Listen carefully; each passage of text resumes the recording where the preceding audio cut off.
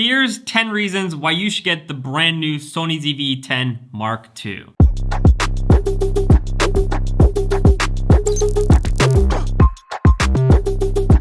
Sony just recently launched the brand new Sony ZV-E10 Mark II, and I thought in this video I would share with you guys 10 reasons why I think this is a great camera for vloggers and social media content creators. So let's get into it. Reason number one is that this is a powerful hybrid camera.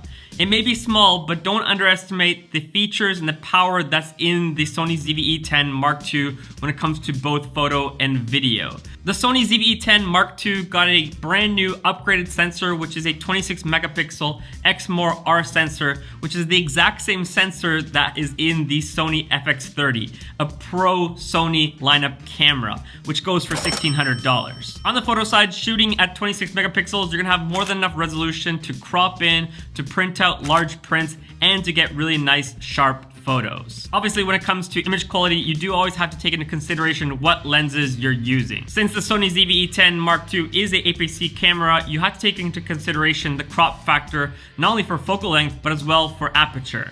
For example, if you're shooting with a basic kit lens with a f-stop of 4, you actually have to times that f-stop by 1.5, which is the crop factor, meaning a basic kit lens with f4 is actually f6. That's not going to get you that nice bokeh that you're maybe looking for or really sharp photos.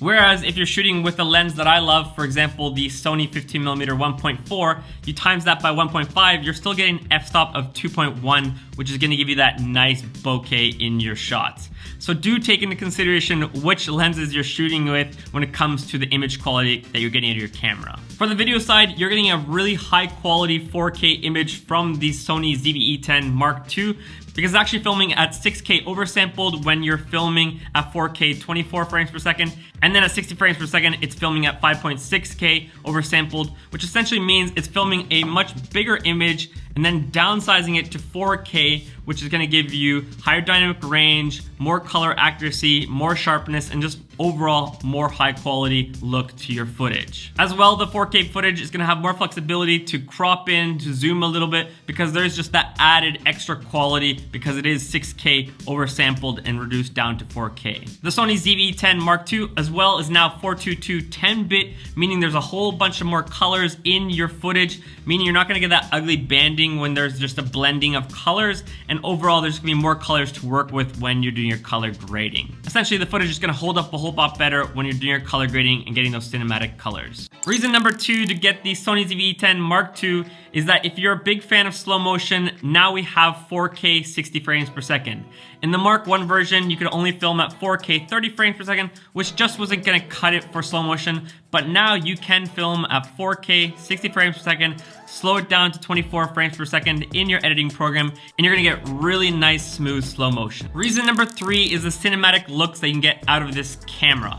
If you're on a time crunch and you want to get nice cinematic colors straight in the camera, the Sony ZV-E10 Mark II now has a new mode called the Cinematic Vlog mode, where you can choose from 5 different looks and 4 different moods to dial in the exact look that you want when you're filming straight out of your camera. Then if you do have that extra time to really dial in the colors in post, you can film in S-Log3 or S-Cinetone to get a really nice flat picture profile for your footage, just to give you that really nice blank canvas to color grade and push the colors into the direction that you want. If you are overwhelmed filming in a log picture profile because you don't quite know how to color correct and grade it, I actually have my own Cinemalect collection, which really will help you in this whole process.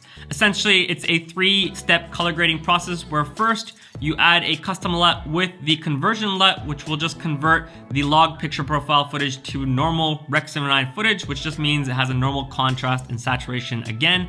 From there, then you can add a second LUT with a color grading look. You can take the strength down from 100% to maybe around in between 60 to 70, depending on how strong you want the look to be. And then from there, you're gonna just do minor color corrections when it comes to white balance and exposure to just really dial in the look.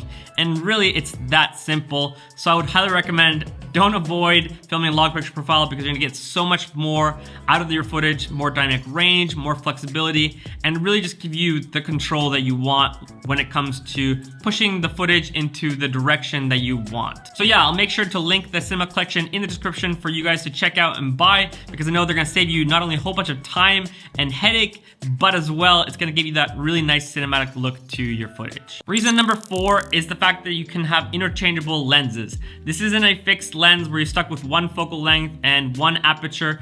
Instead, you can add and put different lenses to your camera to unlock new features.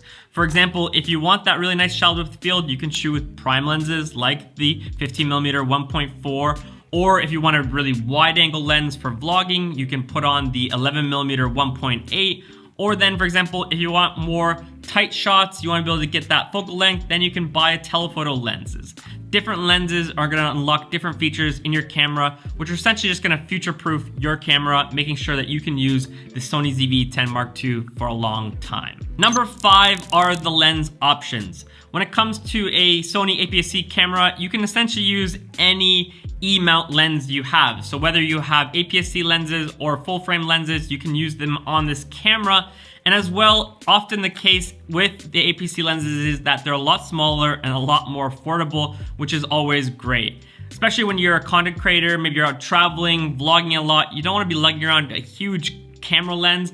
Rather, you want to be using nice, small lenses like this that are affordable, because in the beginning, when you're first investing in gear, it costs a lot, so you want to be able to buy affordable lenses. Just look at the difference in size between, for example, the Sony 11mm compared to the 16-35, which I would often use for vlogging. The 11mm is just so small, whereas the 16-35 is way bigger, and it's going to start wearing you down when you're vlogging all day long. Number 6 is the fact that this camera has a flip LCD screen. When you are a vlogger, you want to make sure that you can see yourself, you can see whether or not you're in focus, how is the lighting, how's the composition, and as well then when you're filming your B-roll, you want to be able to film from up high and see what you're filming. You want to film from down below, you can easily tilt it up then, and you can see everything.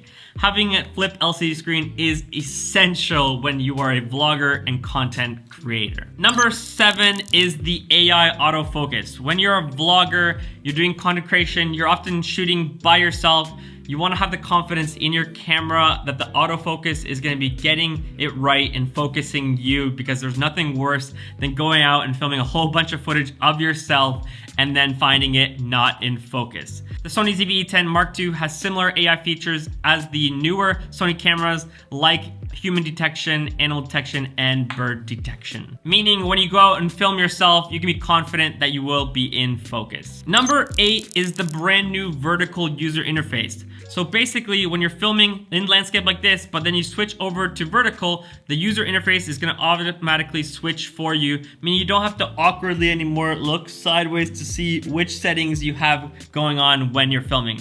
A really nice feature that Sony's added into this camera, clearly made for this new realm of social media content creators that are often filming long form for YouTube stuff, but then filming vertical for Instagram. Number 9 is just the sheer size and weight of this camera body. Honestly, this is such a small camera body, which makes it really nice to take along with you when you're traveling, when you're vlogging, because it's already awkward enough to be out in public vlogging, and you don't need this huge camera setup to draw more attention. And just look how small it is. It literally fits in the palm of my hands, and the weight of this camera is only 379 grams, which is just insane. Just look at the comparison of the Sony ZV-E10 Mark II compared to, for example, my Sony a7S III. There's a massive difference in camera body size. It's honestly just so dang small. And reason number 10 why you should grab the Sony ZV-E10 Mark II is the affordable price. For all the features that are packed into this camera, you would assume that this camera costs anywhere from 1,500 euros or above. But the body actually only goes for 1,100 euros, which in my opinion is actually quite affordable considering just how long you can be using this camera. It's so future-proof when it comes to having interchangeable lenses. You have 4K 24 frames per second, 60 frames per second, 10-bit 422, a great photo and video camera, really everything that you're looking for in a camera when you're starting out or when you're vlogging and doing social media content creation. So that's it. That's 10 reasons why you should grab the Sony ZV-E10 Mark II. If you enjoyed this video, make sure you hit that subscribe button because I'd love to have you here for future videos. As well, if you want to know even more about the Sony ZV-E10 Mark II, I did do a full review breakdown sharing the pros and cons of this camera because obviously no camera is perfect. So if you want to watch that video, you can watch it right here.